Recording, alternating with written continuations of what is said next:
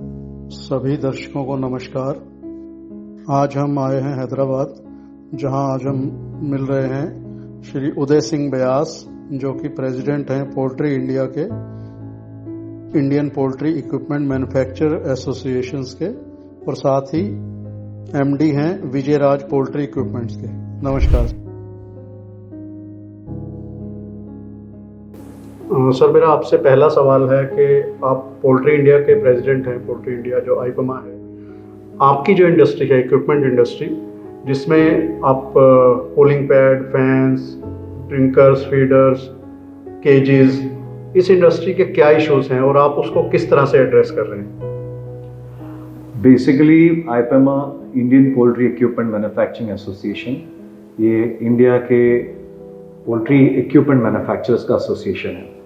यहाँ पर 50 मेंबर्स हमारे पोल्ट्री इक्विपमेंट मैन्युफैक्चरिंग में हैं और ये लोग various equipments for broilers and layers बनाते हैं। तो आज के डेट में, आज इंडिया में जो हम पोल्ट्री इंडिया एक्सपो करते हैं, ये एक ऐसा प्लेस है जहाँ पर वो अपना मटेरियल, अपना प्रोडक्ट वर्ल्ड को बताते हैं कि ये this is the product what we make, and ये प्रोडक्ट से मार्केटिंग अपना करते हैं। This is a right platform to market the poultry equipments and any poultry related products, whether it is medicine, whether it is a breed, anything. This is a only exhibition which carries poultry name and does only poultry products. Now, as per the industry issue concerns है जो equipments के हैं, cooling pad जैसा आपने बोला है, cooling pads, fans and all that. Most of the things are made in India. कई सारे equipment companies हमारे आज world class equipment बना रहे हैं, and we cannot compare our product with Chinese. We are with par with the European standards today. आज आपको खुशी होंगी ये बात सुन के कि आज हमारे कई इक्विपमेंट कंपनीज, ना ही इंडिया ना ही अफ्रीका, एक ज़माने में अफ्रीका बोलते तो अब तो यूरोप में भी माल जा रहा है, रशिया को माल जा रहा है। तो इमेजिन कीजिए कि products of Indian quality manufacturers क्या रेंज पे आ गए हैं आज के डेट में। This is what I can tell you sir. Thank you sir. बहुत सारे इक्विपमेंट मैन्युफैक्चरर हमारे यहाँ जो शायद मैन्युफैक्चरिंग नहीं करते हैं और वो चाइना से इंपोर्ट करके लाते हैं और उसको ये बता के सेल करते हैं कि ये यूरोप का है, ये जर्मनी से है।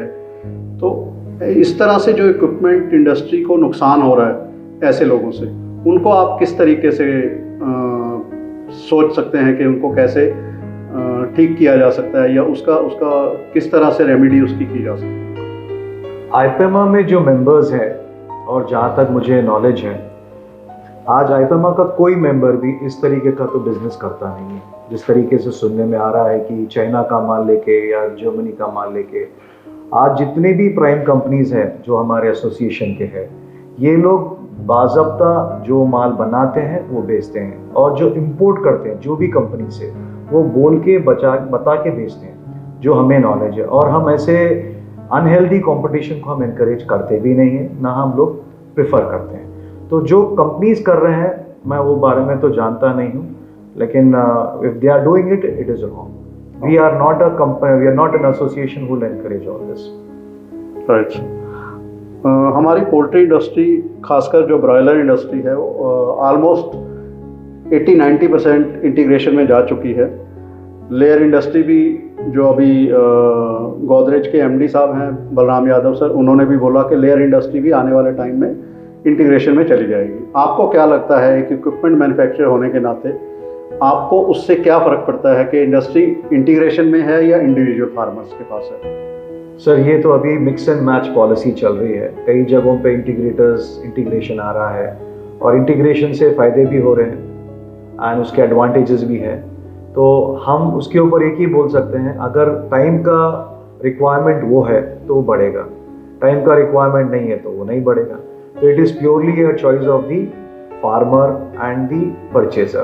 So on that basis, कहीं से भी कुछ भी हो, तो इक्विपमेंट तो बिकने वाला है, इक्विपमेंट तो सेल होगा, चाहे वो इंटीग्रेशन में बढ़ो, चाहे वो इंडिविजुअल फार्मर में बढ़ो। तो हमें उससे कोई भी इफेक्ट होता नहीं है। हम तो जो भी अच्छा होगा इंडस्ट्री के लिए वो वेलकम करेंगे।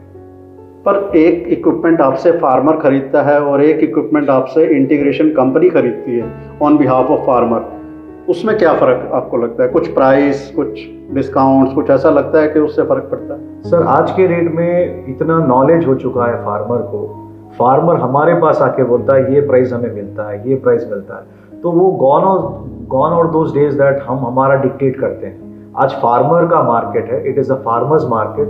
फार्मर नोज इट कि प्रोडक्ट किससे लेना है, कहाँ से लेना है। So I don't think today the question raises with the buyer by the seller कि this is my product price. Customer decide करता है आज के डेट में कि हमें अच्छी प्रोडक्ट लेना है और अच्छे प्राइस में लेना है। आप पोल्ट्री इंडिया एग्जीबिशन को हेड कर रहे हैं, इस एग्जीबिशन के बारे में लोगों को बताइए और उसकी डेट्स और उसके बारे में बताइए कि लोग, ताकि लोग ज़्यादा से ज़्यादा यहाँ पे आ सकें। सर, ये जो 16th एडिशन है हमारा पोल्ट्री इंडिया का, ये 26 तारीख को नॉलेज डे है नोवोटेल के अंदर। 27, 28 और 29 नवंबर 2024 हमारा एग्जीबिशन है, जो कि आज 400 से अधिक कंपनी यहाँ पर अपना स्टॉल बुक कर चुके हैं and we are expecting more than 35,000 plus visitors this year. उसका रीज़न ये है कि पोल्ट्री इंडिया ने इनिशिएटिव लिया है कि काफ़ी जगह अपना हॉरिजॉन्स ओपन किया है। We have called up most of the people from all over the world. We have a delegation from Nepal coming, we have a delegation from Russia coming, we have delegation from Iran coming, we have delegation from Netherlands coming in, Australia has confirm. कई embassies ने positive approach दिया है। हमने world wide marketing किया है और इससे लगता है कि काफ़ी लोग फॉरेन विजिटर्स भी काफ़ी आएंगे एंड ऑल्सो लोकल विजिटर्स भी काफ़ी आएंगे। हर स्टेट में हर एसोसिएशन जो कि पोल्ट्री इंडिया को बैकअप किया है, हर जगह अपने जगह प्रमोट कर रहे हैं पोल्ट्री इंडिया को। और पोल्ट्री इंडिया एक ऐसा एग्जीबिशन है जहां फार्मर को हर चीज़ पोल्ट्री रिलेटेड एक ही जगह पे मिल जाती है और कम से कम समय में और अच्छे से अच्छे प्रोडक्ट्स मिलते हैं।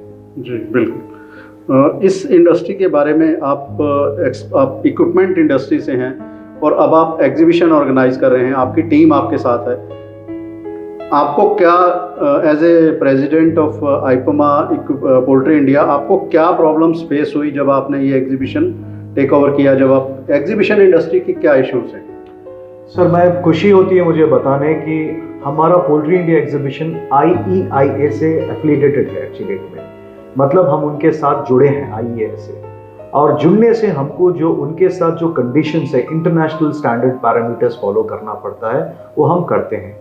और ये साल मैंने खुद विजिट किया उनसे, उनके प्रेसिडेंट से बात हुई है और उन्होंने बोला है कि हम एक ही इवेंट को रिकॉग्नाइज करते हैं, पोल्ट्री इंडिया को करते हैं पोल्ट्री सेक्टर में, क्योंकि ये एग्जीबिशन जो काइंड से जो डेवलप हो रहा है और जो स्टैंडर्ड्स मीट कर रहा है वो पूरे इंटरनेशनल स्टैंडर्ड्स है। आने वाले टाइम में एग्जीबिशन को भी कंट्रोल करने का एक अथॉरिटी आने वाला है, जो पोल्ट्री इंडिया ऑलरेडी ले चुका है अपना एफिलिएशन उसकी तरफ से, एंड उस हिसाब से हम लोग पूरे इंटरनेशनल गाइडेंसेस उनके थ्रू लेके हम काम कर रहे हैं। तो कहीं पर भी हमारा आज के डेट में हम ये बोल सकते हैं कि we are an international company, international standard के काम करते हैं, एग्जीबिशन करते हैं, कहीं पर भी बिलो नहीं है हमारे स्टैंडर्ड्स। हम पूरा उनके साथ तालमेल करके काम करते हैं, जिसमें वो लोग हमको टाइम टू टाइम गाइड करते हैं। और ये भी है कि हमारा जो एसोसिएशन का जो स्टाफ, हमारा जो एसोसिएशन का स्टाफ है, आइपमा का जो ऑफिस स्टाफ है, now they have trained, IEIA उनको ट्रेन किया है। This year we have trained around 2 people. आने वाले टाइम में हम 10 लोगों का उनको कंटिजेंट भेज रहे हैं। तो इस तरीके से हम लोग प्रोफेशनली और आगे बढ़ने जा रहे हैं। तो ये पूरा बताने का ये है कि जैसा गवर्नमेंट ऑफ इंडिया इनिशिएटिव ली है कि आज जो भी प्रोडक्ट, जो भी एग्जीबिशंस हो गए, they should be world class. इसीलिए गवर्नमेंट ऑफ इंडिया भी जो इनिशिएटिव्स लिए हैं, development of various platforms for exhibiting the MSME companies, आज वो प्लेटफॉर्म को पोल्ट्री इंडिया बहुत ही अच्छे तरीके से निभा रहा है और वो हर चीज़ बेनिफिट देने की कोशिश कर रहा है मेंबर को और एग्जिबिटर को, जो अपने प्रोडक्ट्स को अच्छे कम से कम प्राइस से रेंटल स्टॉल के ऊपर काम करके वो बेच सके। That is what. इस बार आपके जो एग्जीबिशन एरिया है उसमें कितने हॉल्स होंगे? This year we have around 6 halls जो हमारे हैं, and we have improved on the international exhibitors this year. काफ़ी इंटरनेशनल कंपनीज आए हैं ये साल, काफ़ी इंटरनेशनल कंपनीज का बढ़ोतरी देखे हैं। और आज के डेट में हमारे पास स्पेस बिल्कुल नहीं है, फिर भी हम लोग कोशिश कर रहे हैं कुछ और स्पेस बढ़ाने की, क्योंकि यहाँ गवर्नमेंट ऑफ तेलंगाना से हमने रिक्वेस्ट किया है कि यहाँ पर एम्पल पार्किंग फैसिलिटीज़, और ये साल मेट्रो से भी हमने कनेक्ट किया है कि मेट्रो लाइन जो चलते हैं वो यहाँ पर विजिटर को लेके आके नज़दीक से नज़दीक छोड़े, यहाँ से हम लोग व्हीकल्स अरेंज करा रहे हैं। तो we have now well coordinating with government of Telangana and traffic commissioner on these lines so that the movement of traffic is more, क्योंकि वो पीक टाइम रहता है, इतना सारा हमारे को यहाँ पर ट्रैफिक का इश्यूज आते हैं कि हम उसके ऊपर वर्कआउट कर रहे हैं। तो that shows the kind of success the exhibition is having, and all over हैदर जो हमारे एग्जीबिशन के तरफ अराउंड 10 किलोमीटर्स के रेडियस में काफ़ी होटल्स बुक हो चुके हैं। Thank you sir, thank you very much, thank you for your time. Thank you, sir. Namaskar.